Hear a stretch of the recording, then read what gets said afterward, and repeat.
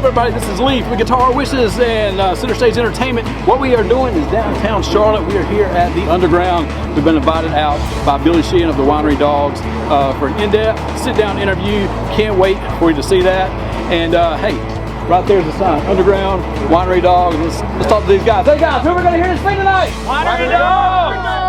All right, what's up, everybody? Welcome back to Guitar Wishes and your Guitar Wish of the Day interview. I'm telling you what, it doesn't get any better than this. Today we're here with a living legend. I'm talking about one of the greatest musicians in the world today, Mr. Billy Sheehan. Billy, how are you? Well, me? Come on. That's you. That's you. You're very kind to say that. Thank you. Well, you know, it doesn't get any better. Look, if you look at the amount of artists that you've played with, you know, Lee Roth, Ben Tallis, Mr. Big, of the Winery Dogs, some of these guys, the top of the game, absolute top of the food chain. Oh, very nice. Well, it is the truth. And you know what? I wanted to ask you, first off, Winery Dogs. Yeah. Third album.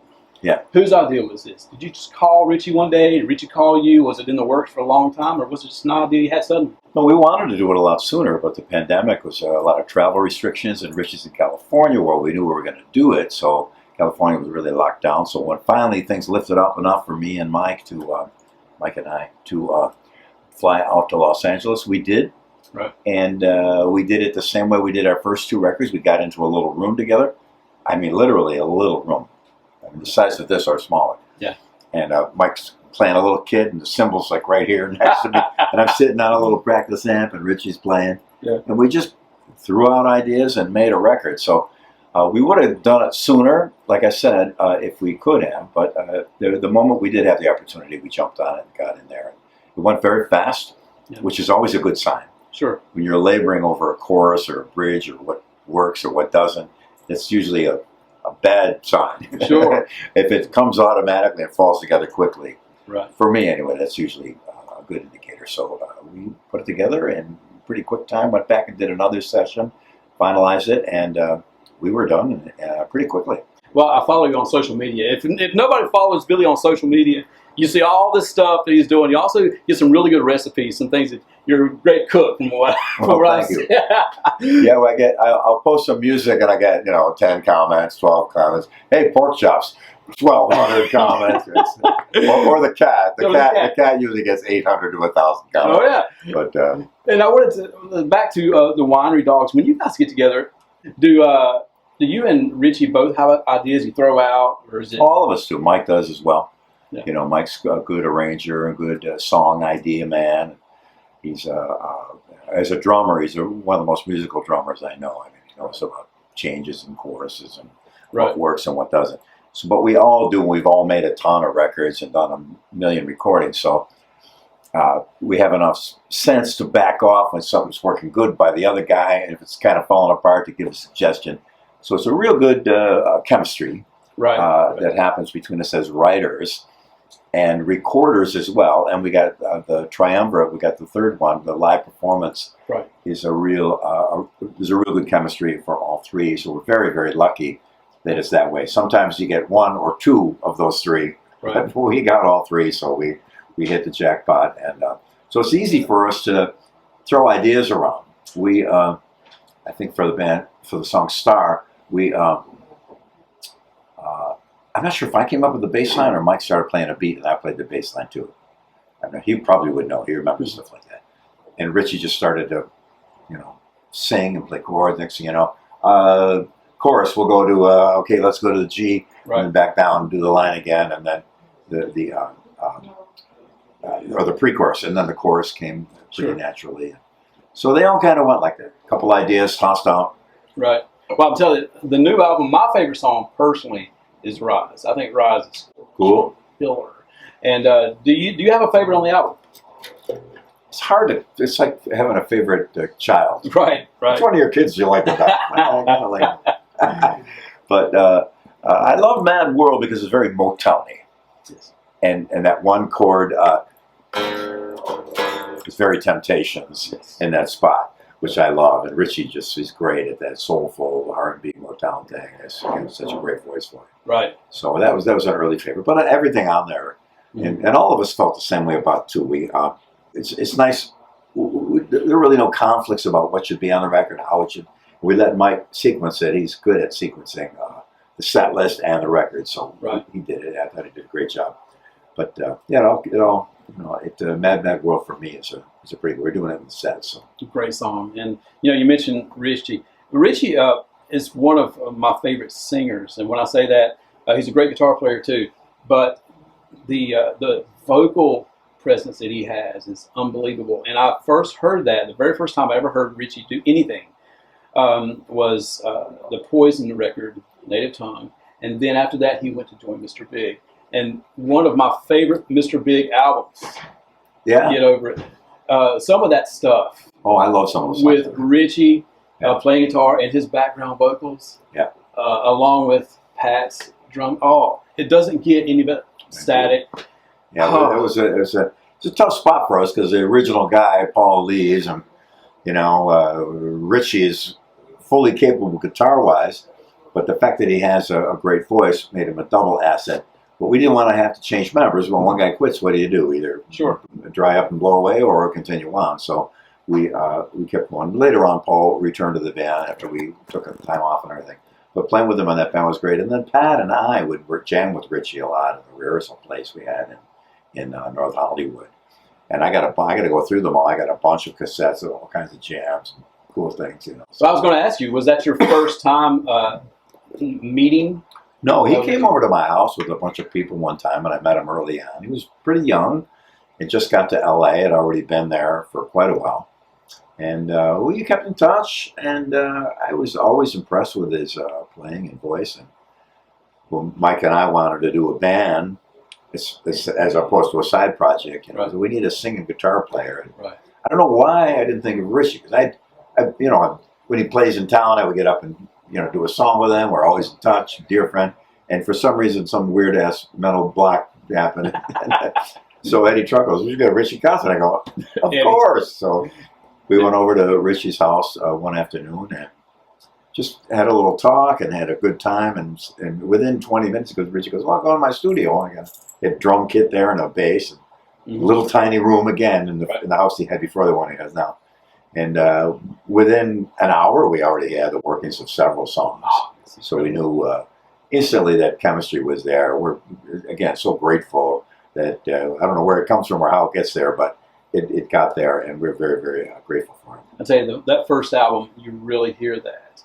It's one of my favorite records. My big three, Eat 'Em and Smile, Mr. Big Lean Into It, and the first Winery Dogs record. A lot of people say that the first Winery Dogs album pretty much saved rock and roll, and that's a big title to have. But there are a lot of people that say that there wasn't a lot going on rock wise at the time, and you guys come out and just destroy everything, and it was incredible. I know myself. I probably about 10. We'll try to live up to that. That was very nice. Thank you. And around the same time, you talked about Mr. Big. I want to talk about the return with Undertow and the album What If. You guys had taken a long time off, came back with arguably, in my opinion, one of the best Mr. Big albums. I love that record. Undertow was really great, and a couple others I'm trying to think. But anyway, we did that record with it. Was like a trilogy there. There was What If, and then there was the last one, Defying Gravity,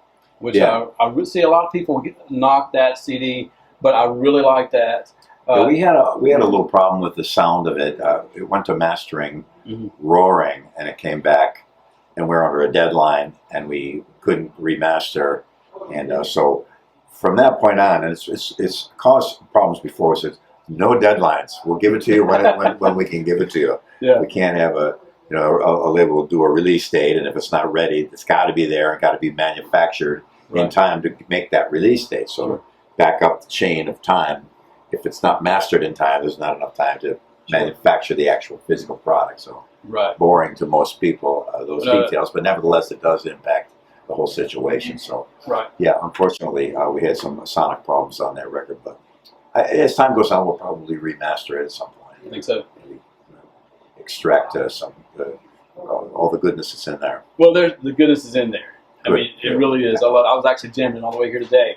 And you mentioned Eat 'Em and Smile. I would have to ask you about what are your memories of working with Diamond Dave? All good. We had a wonderful time. He was just great and generous, and myself, Steve, and Greg, and our keyboard player later, Brett Tuggle, who sadly passed away too. I met Pat Torpey through him, Right. through Brett. Eat 'em and Smile was great. After that, well, things changed, but Eat 'em and Smile was just an amazing adventure. We had a riot. We had a huge stage. We were running around like maniacs. And, those days I did the guitar solo back and forth, me and Steve. Right. The first couple shows I did my bass solo, the guitar solo, 2 or 3 shows in, Dave goes, "It's not working for me. Gotta be more entertaining." And he was right. So we did, Steve would go up and play, I come behind him, stop his guitar, push him aside, I do my thing, and he pushes me, we chase each other around. It worked out really well. It's just a little bit more entertainment than just notage. Sure. So it made a really cool thing. But I cherish my time with Dave, and am supremely thankful and grateful to him for the break. He called me in Buffalo, New York, and Talos was doing pretty good, right? But it was an uncertainty. Right. I mean, until that check clears, yeah, you never really know. You never know. Yeah, until you get that egg, until it actually hatches. So he called out of nowhere, and I had to do it. I had to split and go. Now I know it was a different time, kind of a little era in there where you may not have run into him, but did you ever have any dealings with Jason Becker? Yeah, because he worked with Mike Varney in Cacophony, him and Marty Friedman's. Right? That was their little thing. But by the time he got into Dave, Steve and I were both long gone, and sadly Dave's solo career was kind of in a bit of disarray, I'll politely say. Sure. So, sadly. But me, Ed Van Halen, Steve Lukather, and Pat Torpey played for the Jason Becker benefit in Chicago. Right. And a guy recently, a dear friend of mine in Atlanta, called me out of nowhere. He goes, I've got multi-track tapes of the show you did in Chicago with Ed. What? Really? Yeah, so he sent it to me. I had them all. It was all on ADAT format, so we had them all transferred over. Mm-hmm. So I'm going to see if somebody can get in touch with Wolfie or somebody and make sure they get them. Right. I don't want them. I don't want anything from it. It's just a little stamp in history. Maybe they can do something to raise a little more money for Jason. Or something. Yeah. Wolf's a great guy. Great guy. Oh, great guy. I'm the only guy that ever played, with every member of Van Halen. Now, on Wolfie, I got to do a little asterisk. I didn't play music with him. But coming home from that benefit, Ed wanted to stop. Ed was kind enough to have me travel with him. And he had to make a stop where his wife Valerie was doing a movie or TV thing and pick up Wolfie and then make the continuing trip to LA. So Ed wanted to sleep. So I had Wolfie's a little kid, sweet kid. So I wanted to keep him occupied so I could sleep. So I got some paper and a pen, and we were drawing things and making word games, and so I played with them technically, but not music. So. Well, that's awesome. You probably sell that stuff on eBay for quite a bit right now. So. I think it's probably long gone. Oh man, well I wanted to move from those things to your love of teaching. You're one of the few artists of your caliber who loves to teach as much as you do, and share what you know to people. You never know, the next Billy Sheehan's out there somewhere. And what prompted the love for teaching what you know? Well, technically, I always try to qualify that I'm not a teacher. I think teaching is a skill in itself. Mm-hmm. I'm a good explainer, if I dare say so myself.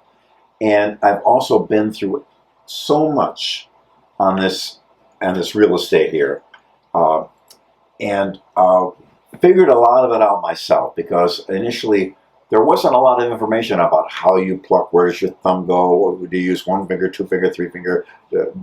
I started before slap even existed, as far as I know, and so going through that adventure myself and figuring it out on my own enabled me to explain to people the steps it took to get there. So when I can do that, they can follow those same steps and get to their own thing.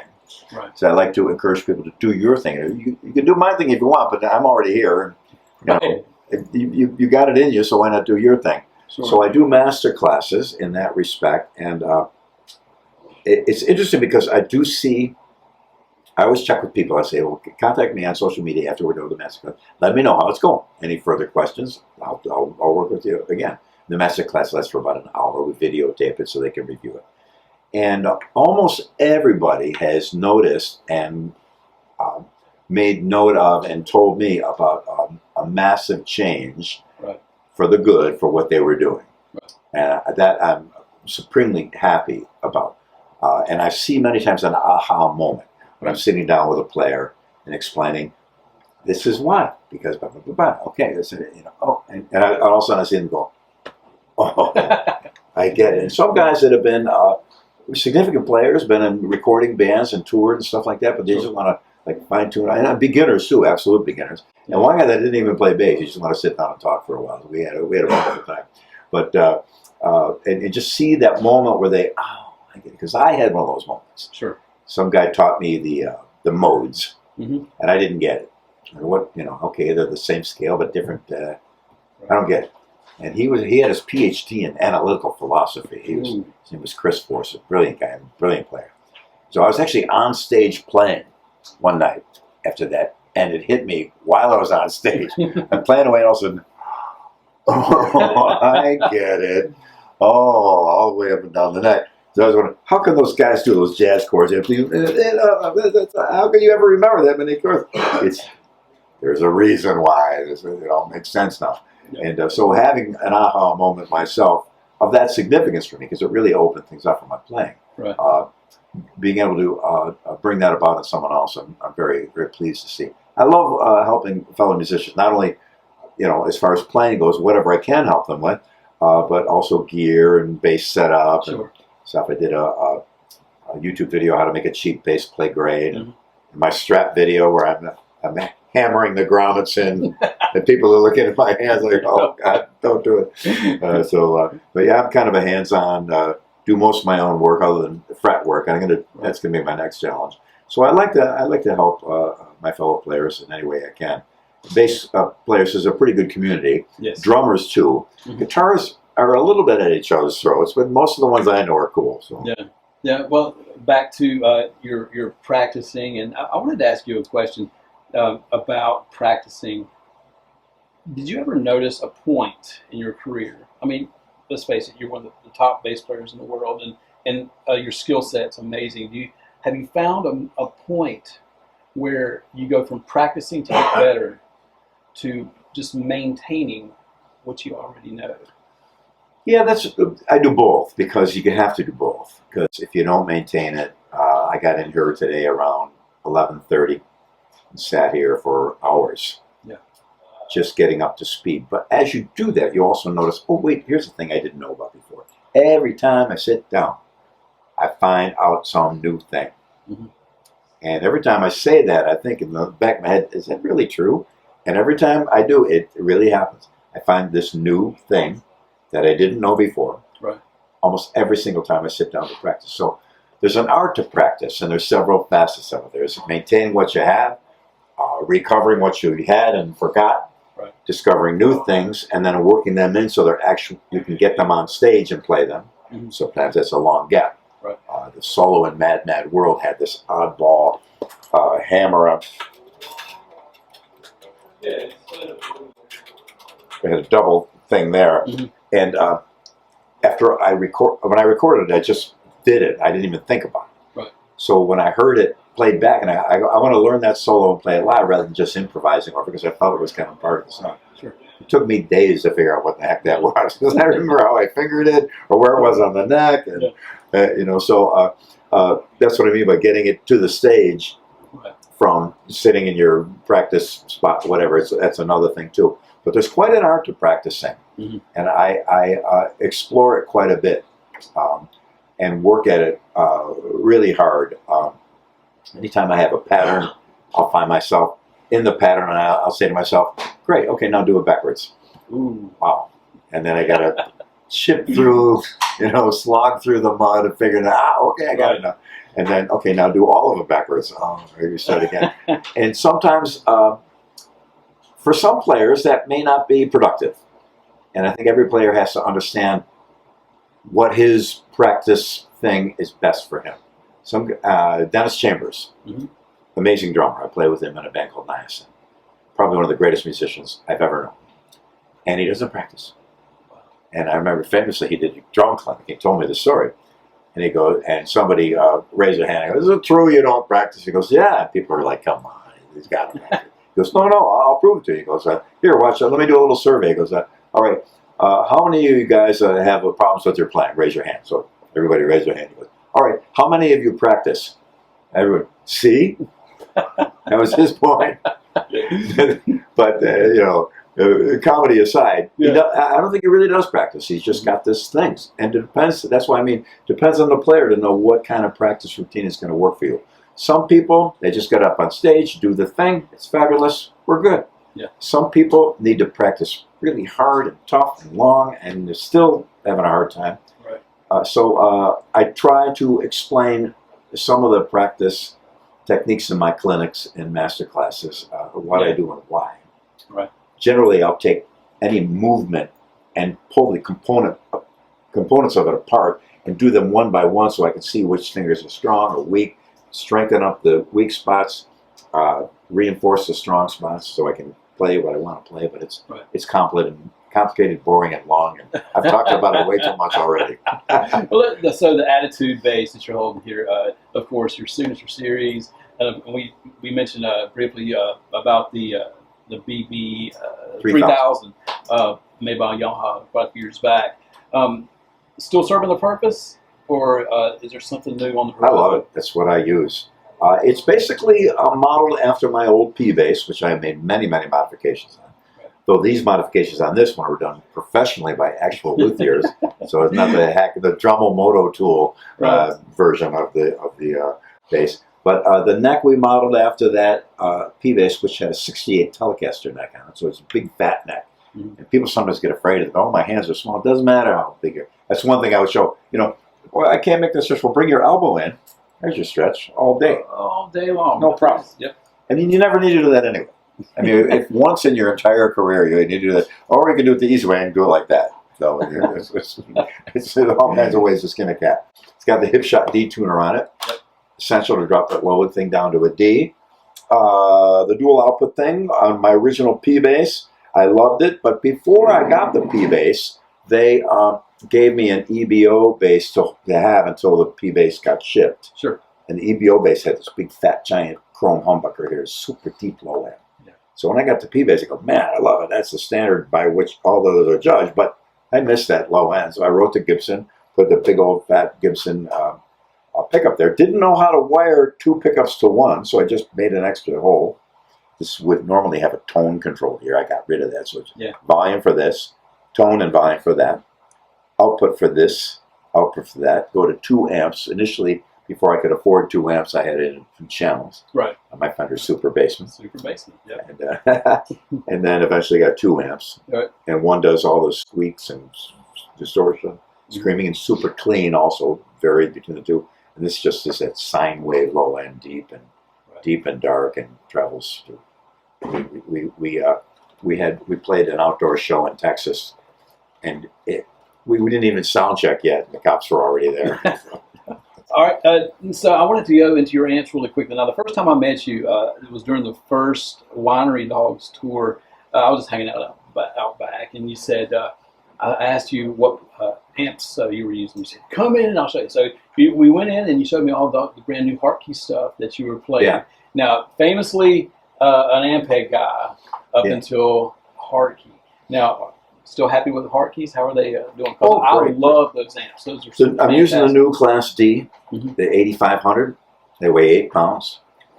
And I brought 2 extras, thinking, I don't know, it's a new amp, who knows? Not a single problem with them at all. They're just great. Mm-hmm. They sound great, they're tight, and they're fast.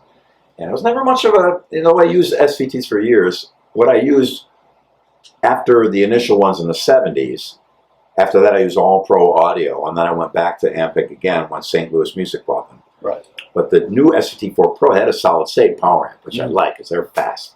The tube, they're woofy and mushy, and that's some guys love that. And that's a great tone and a cool sound and works wonderful. But I was used to that pro audio, high speed, instant You know, that the rise time on that sine wave was instant for all of you aficionado and gear nerds. You might know what that means. But anyway, but generally, I even with the SVT4 Pros, I used a lot of outboard gear, and initially with some of the Ampeg stuff, I used the Ampeg cabinets and power amps, but still use my Pierce preamp. So basically, it's been pretty much the same setup for a long, long time. But when they sold off to another company, they were failing at a horrible rate, sadly. Mm-hmm. So now recently, Yamaha bought Ampeg, and now I heard a couple of them recently. They sound great. Yeah. And Yamaha quality control is second to none. Oh, yeah. So I'm very glad for them. But Larry Hartke was very kind when I needed amps. He just said, "Hey, I'll send you whatever you want. Don't worry about a deal. Don't worry if you don't want them. Don't worry." And it was just there for me. And his stuff is righteous. I have great respect for the new Ampeg stuff. But I'm a loyalist, and Larry was there for me. So well, they sound amazing. They really do. Those Hartke. The cab, they're so tight and so punchy. And like I said, the splits. The ones I have now, the lightweight cabinet. Ooh. So it's use a special birch ply with this extra light, and I did that for my crew. You're welcome, because they're carrying the lugging those things around. But the light, and they sound great. They're really a great sound. And then the 8500s. We traveled a lot this year, and the LH1000, that's almost like 40 pounds. Yeah, that's insane. And even to pick one up, it was it would tear through your fingers a little handle. Sure. So, and they were great, but these lightweight ones are killing. So, and I'm using the Helix through it too. Oh, so the Helix, they actually modeled my original Pierce preamp, modified by Dan Pierce from back in the late 70s. That amp is in the Helix software. Okay. So if you buy the Helix, you get my Pierce. And they also modeled one of my old Ashley Audio compressors. Right. So that Ashley is called Rochester Comp, because Ashley's from Rochester. That's in there too. So it's like, I'm very happy they were kind enough to do that for me, because now I got, wherever I go in the world, if there's a Helix there, I got my own personal stuff I can plug into. I have to ask about, I know it's heavy, but the acrylic bass, the red bass. It's heavy, but it's balanced. Even the double neck that I use a lot, it weighs a ton, but it's well balanced. Mm-hmm. For some reason, it doesn't really bother me. I mean, it's heavy. I've never had a problem with. In Sons of Apollo, we were doing 2-hour shows. So I almost never take it off. Even on a break or a keyboard solo and stuff, I sometimes wouldn't take it off. Yeah. I always make a joke and say to people, my chiropractor loves that bass. Keeping him in business. Well, just a couple more things before I wrap it up here. First off, if Billy Sheehan from 2023 could go back and talk to Billy Sheehan in the 70s, what would you tell him? Write more. Write. I wrote a lot. But I could have written more, and I only wrote for one thing for my band. I could have written a lot more stuff, and I would say that to go back and do more writing. But generally, I wouldn't want to fool around with whatever path I was on then, because I might not end up where I am now. I'm very grateful that I made it to where I am now. Right. And so many people to thank for that, of course. Especially the fans. I always say, everything I own, everything I have comes from somebody buying a T-shirt, a ticket, or a record, and that's very important to me. So we take good care of them. That's why tonight we were a little late, because we had a VIP. And sure. We had a problem with the monitors, so we had to bring them back in later, because we wanted to let them do them right and make sure they got the. Absolutely. They had fun and hung out with us for a bit. Absolutely. But yeah, I'm really happy with where I am. I'm very thankful for it. So I wouldn't want to go back and screw it up. I'd own some bikini shop in Malibu or something. I'll call you on that later. And let's look at the future. And we talked earlier about some Mr. Big stuff coming up. So that's really exciting for everybody out there. Yeah, it's going to be a reunion, but also a farewell. Right. We didn't want to just leave it hanging, because, but after Pat passed away, we did some shows that we were already contracted for. And Matt started an amazing job, but it was just not the same. We knew it wouldn't be. And it was just we thought, you know what, let's just leave it alone. So recently we thought, you know, let's maybe go out and do it for Pat. It's been enough time now. Sure. And we'll do in his honor. And it's not going to be a huge, long, massive tour. We're going to try and hit every area. We're doing Southeast Asia and Japan first. Then we're going to do European stuff, then a run in South America and a run in the USA. Right. Not a long, elaborate on the bus. Not like the Winery Dogs. We did. I think this is our 4th show in a row here today. So wow. It's, but I'm up for it. It's funny when I'm on stage in the audience, I can feel them kind of sag towards the end of the show.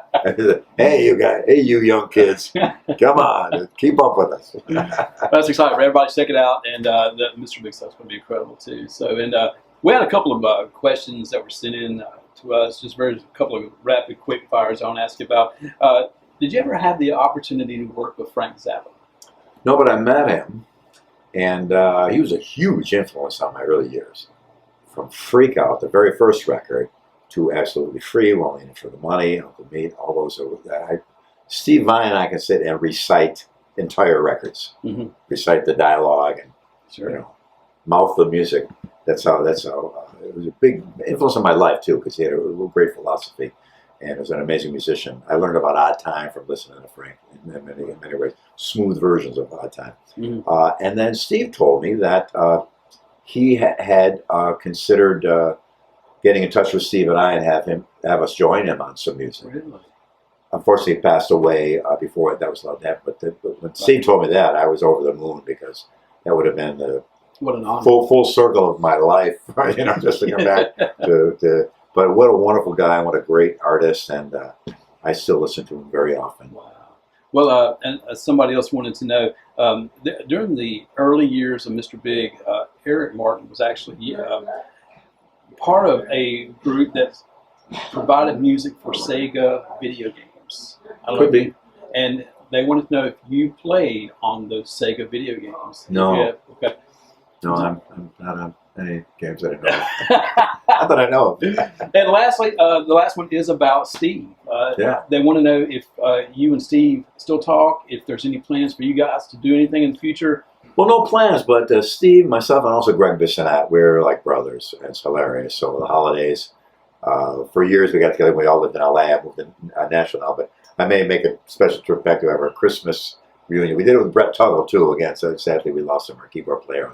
He had been smiling and such. Yeah. But yeah, Steve's the greatest. He's like a brother to me, and Greg as well. Yeah. And we had such an amazing experience together on the Eat 'Em and Smile and elsewhere. So we get together.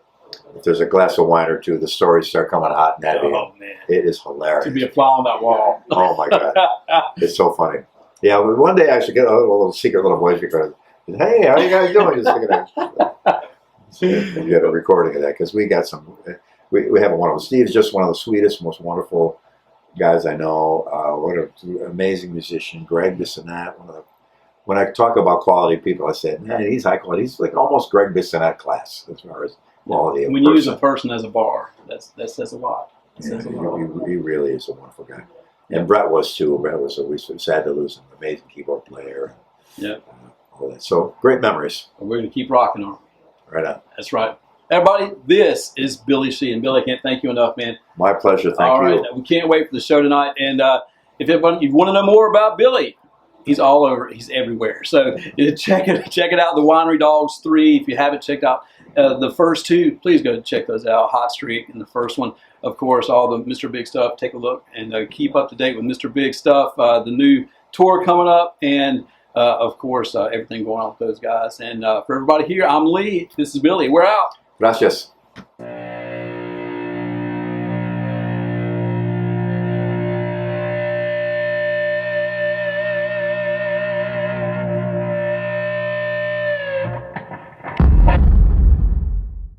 Richie